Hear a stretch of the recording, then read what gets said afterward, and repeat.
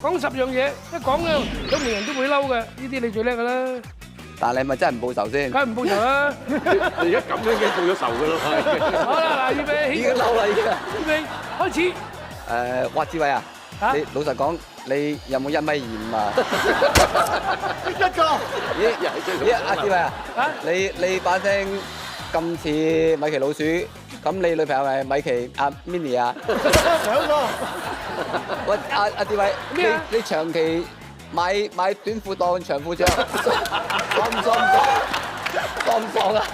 嗌幾多？阿黎明佢揾姚明啊，唔係黎明，姚明條短褲去當球。啲名頭咁貴都慢慢幫嘅。有冇人你去海洋公園玩過山車，有冇試過有人同你講，喂，同家長先可以玩嘛？交到陪佢先玩。玩過山車啲人問佢，喂，你同家長先玩得喎。四個揸咗兩個。四個。仲要講？係啊，咗6個。我唔驚呢個驚佢。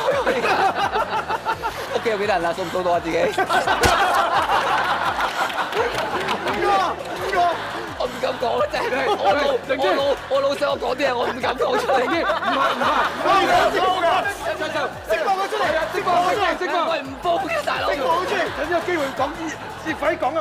以後冇呢個遊戲係咪？就五個咁樣講㗎啦，我哋。阿志偉真係一個好老闆，我幫佢打工打2年都冇加人工。2年都冇加人工。6個。陸家長4個。仲有？係啊。你去食自助餐係咪計小朋友價錢啊？呢個好。